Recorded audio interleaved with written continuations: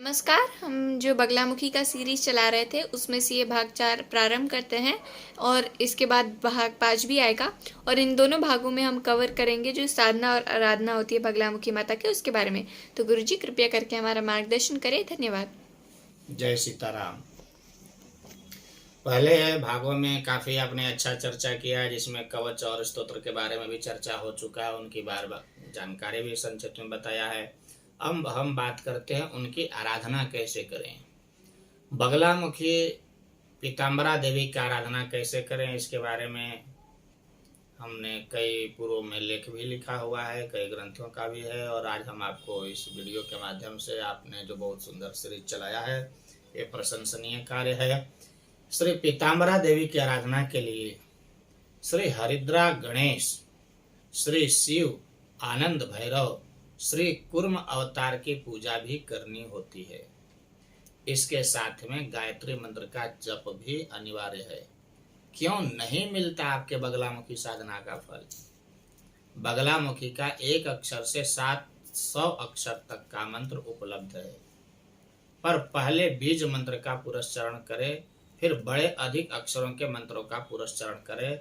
साथ ही अच्छे साधक बनने के लिए उपरोक्त गणेश, शिव, भैरव, कुर्म यानी विष्णु के मूल और अटूट श्रद्धा जिस मंत्र में उसका भी पुरस्चरण करना चाहिए।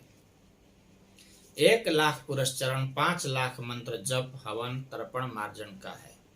किसी कामना से मंत्र जप पुरस्चरण करते हैं तो फल की मांग रजोगुणी हो जाता है। कामना रहित पुरस्चरण अधिक फलदायक होता है। संकल्प से कामना बोले जरूर, पर फल की चयन देवी पर छोड़ दें। यह सभी तरह की साधना का मूल है। साधना क्रम में बाधाएं मुश्किल आना आम बात है। विचलित नहीं होना चाहिए। साधना चाहत शून्य होनी चाहिए। निर्लिप्त भाव से लेन देन परिणाम की चाहत से साधना न करें। इस तरह से साधना में सफलता मिलेगी, न लाभ होगा, न धन यश समय का भी व्यय ही होगा। साधना से किसी न किसी को नुकसान कभी न हो, यह संकल्प होना चाहिए। हाँ, रक्षार्थ कार्य ही करें। साधना को बेचे नहीं। अपनी मजदूरी जरूर लें, सम्मान से लें।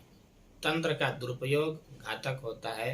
गोली बारूद से अधिक कुल खानदान पर भी पड़ता है। आपको कुछ नहीं चाहिए यह सोचकर साधना या तंत्र में उतरे। यदि आपको सिद्धि नहीं मिलती है तो समझे कि आप योग्य नहीं हैं या आपका कोर्स बाकी है। पूर्व जन्म के सत्कर्म के फल से सुधार बाकी है। इससे आपके गुरु की कोई जिम्मेदारी नहीं बनती है। फल देने वाली देवी हैं तो वह योग्य अयोग्य समझकर ही फल देंगी। जैसे आप बच्चे की बारूद नहीं दे सकते और खींच खोपड़ा को हथियार नहीं दे सकते। साधना का एक मंत्र का पुरस्चरण अनेकों बार करना पड़ता है। जैसे आप रुपया बार बार गिनकर ही संतुष्ट होते हैं, उसी प्रकार आपकी जब तक पुरुषार्थ साध्य न हो तब तक आपको साधना बढ़ाते रहना चाहिए। पुरुष यह साधना कौन कर सकता है? पुरुष कर सकते हैं, नारी कर सकती है, बालक बालिकाएं भी कर सकते हैं। साधना सभी कर सकते हैं, लेकिन साधना करने से पहले गुरु से दीक्षित हो। यदि पुरुष है तो यज्ञोपवीत धारण करे, गायत्री का पुरस्चरण 1.25 लाख का भी कर ले, तब आगे बढ़े। गुरु पर अटूट श्रद्धा से ही सफलता मिलती है। धीरे गुरु शिकायत करने से साधना और जीवन में कष्ट ही कष्ट होता है। गुरु और शिष्य दोनों अपना धर्म निभाएं। जो धर्म का छोड़ेगा, च्युत होगा, उसका अवश्य पतन हो जाता है। साधना का समय काल अवधि सुनिश्चित हो। समय जो भी हो, माला, आसन, आचमन, जप माला भी सुनिश्चित होना चाहिए। बगलामुखी में पीला, हनुमान जी और मातंगी में रक्त लाल का सर्वाधिक प्रयोग किया जाता है। महाविद्या में हनुमान जी की साधना रात्रिकालीन साधना है। जैसे एकेडमिक 10+2+3 है, वैसे ही साधना का नियम है। यहाँ दक्षिण पंथ वैष्णव मत की साधना बताई जा रही है। क्रमशः माँ बगलामुखी साधना से लाभ, साधना स्वयं को समृद्धि के लिए किया जाता है, जिसमें यश, कीर्ति, बल, विभूति, लोक कल्याण आदि के लिए जो साधक महाविद्या श्री कुल की साधना करते हैं उसे वाक सिद्धि होती है। वह दीर्घायु होता है, खुशहाल होता है, मुखमंडल पर आभा रहती है, शत्रु का समन खुद ब खुद होता है और अपने प्रयोग को संपन्न बनाता है।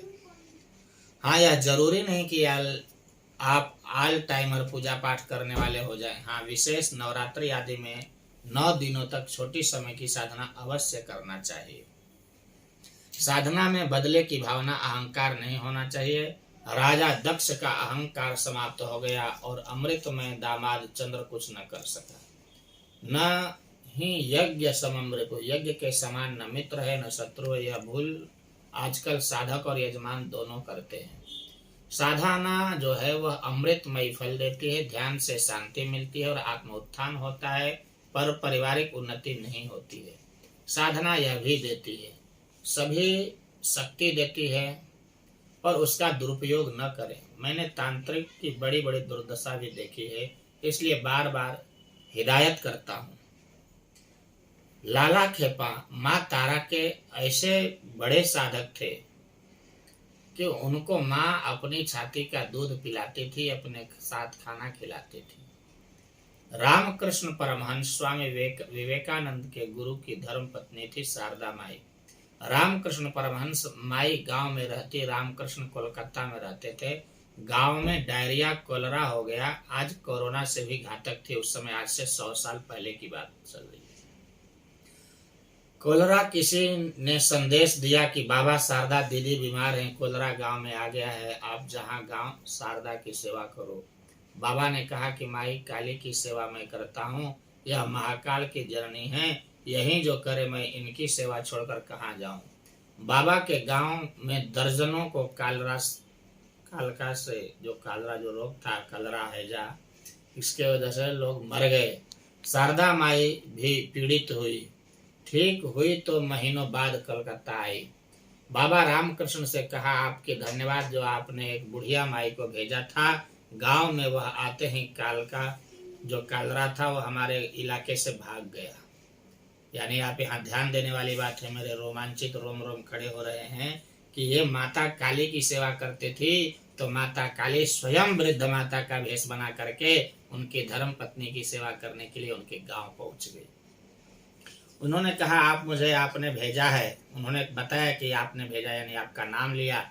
कई सप्ताह तक वह मेरा दैनिक क्रिया की सफाई करती थी, यहाँ तक कि मेरा वस्त्र बदलना, लेटरिन पेशाब का जो गंदगी था वह भी साफ करती थी। स्वस्थ हुई तो वह बोली, अब मैं जाती हूँ, बेटा अकेला है कलकत्ता में, तो आप उस बुढ़िया माई से दर्शन करा दे। रामकृष्ण समझ गए और हाथ पकड़े। शारदा का पहली बार यह पति पत्नी का स्पर्श था, खींचते हुए अपने माई काली के चरणों में गिर पड़े। यही माई थी जो तेरी सेवा कर रही थी।